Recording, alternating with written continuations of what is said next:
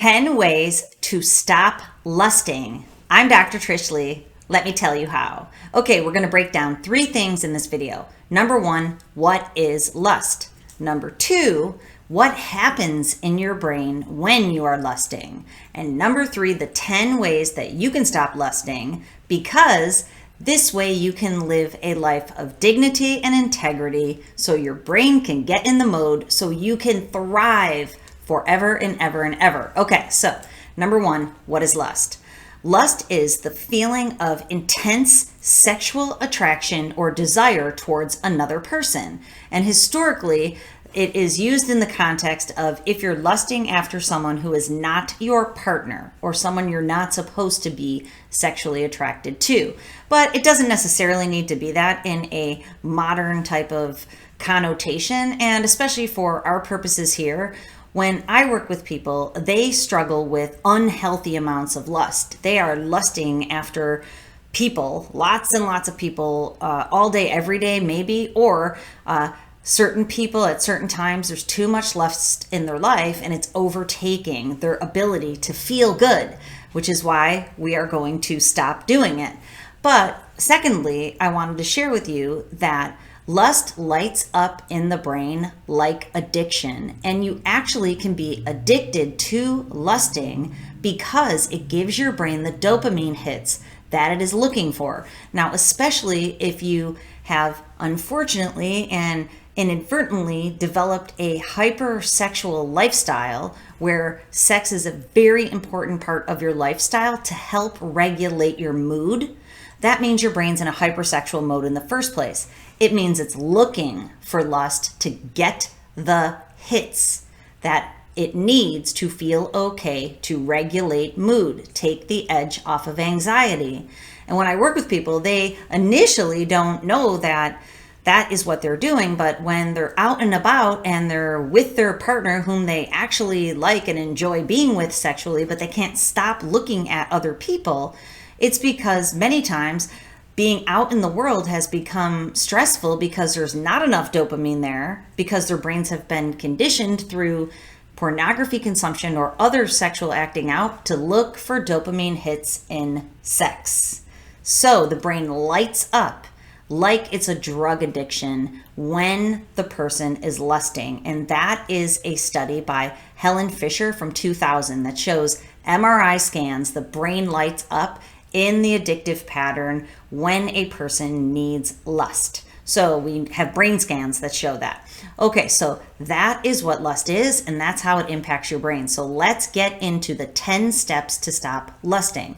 The first step is start building self-awareness as you're on this journey of rebooting your brain from porn use or from sexually acting out. Notice when you are doing it. And this is what you want to differentiate. Differentiate lusting versus noticing people. And it's going to be wrapped up in a couple other parameters that we're going to talk about in just a second. But the idea is if you're taking notice of a person, you are seeing them, and this is the next one, number 2, you are seeing them as a whole person. And human beings are conditioned to notice things in our environment. Situational awareness, the higher your situational awareness, the more you notice. My husband always jokes with me, or rips on me would be a better way to say it, because where I live, there's always a lot of deer in our backyard. So when we pull around the corner to pull in our driveway, I'll be like, deer. And he'll be like, you would think those were aliens, the way that you point them out every time we pull into the driveway. But, usually I'm just surprised to see them, even though it happens all the time. That's because I've noticed them, which clearly isn't lust. Lust is when I were to notice someone and then I notice their body part and I'm getting satisfaction, sexual satisfaction. I'm getting those juices flowing, dopamine in the brain by looking at a particular body part.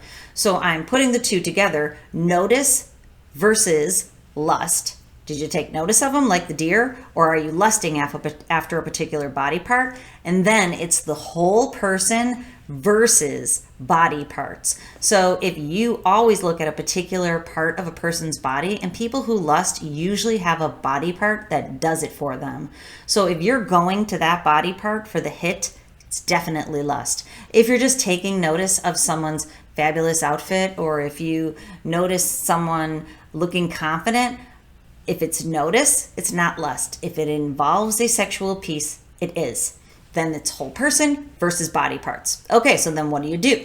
After you've gained that self-awareness and you are going from body part for dopamine hit and you're moving towards whole person or just noticing them, you can make eye contact. Number 3 is establish eye contact to see the whole person and to avert your gaze from the body part that you have conditioned your brain to go to for the dopamine hit.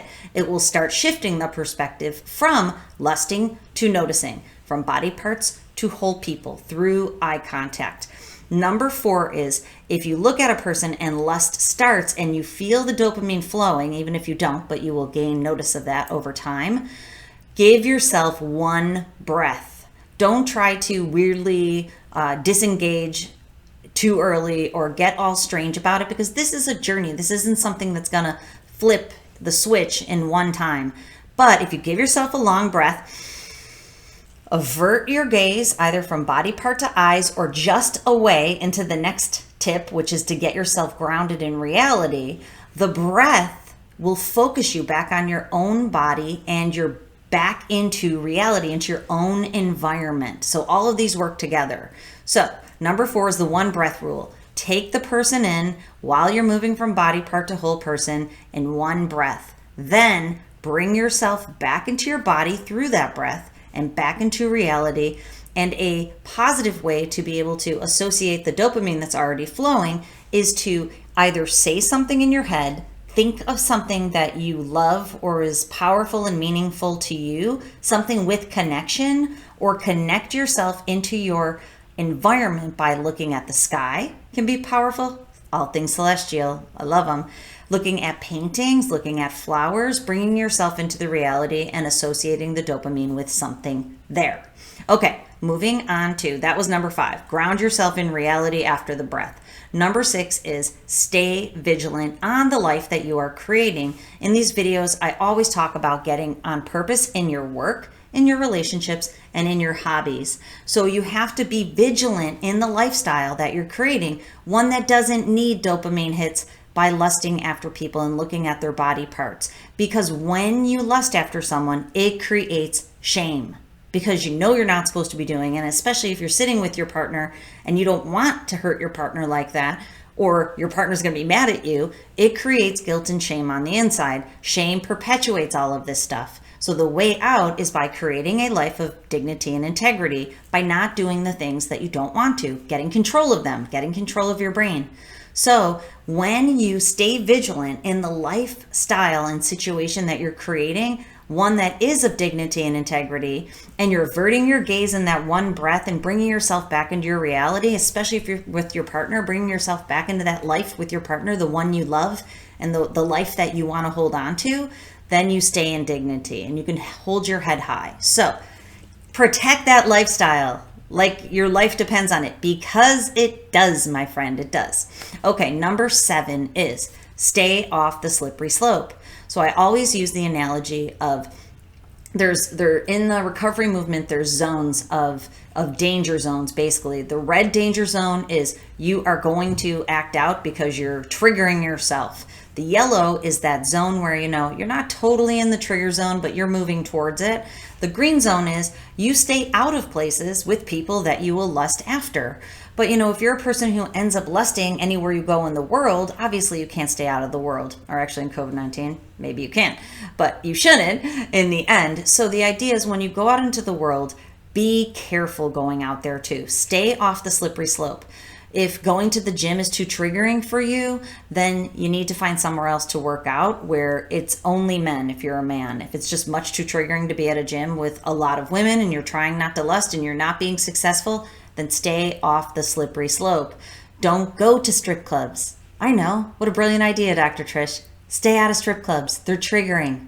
So stay in places that won't trigger you into lust and stay in dignity and integrity. Okay, stay off the slippery slope.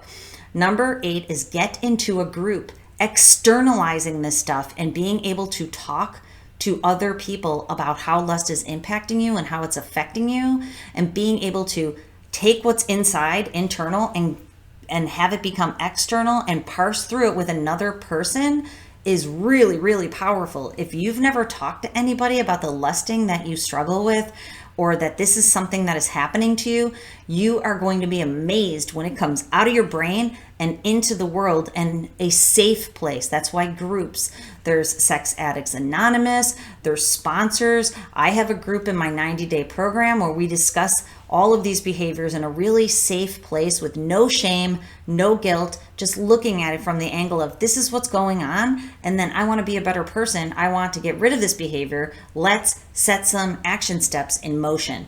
Get into a group, talk to people about it. Number 9 is stay 100% committed. We've talked about commitment in another video. If you haven't seen it, go check it out. It's in the 3 stages moving into recovery.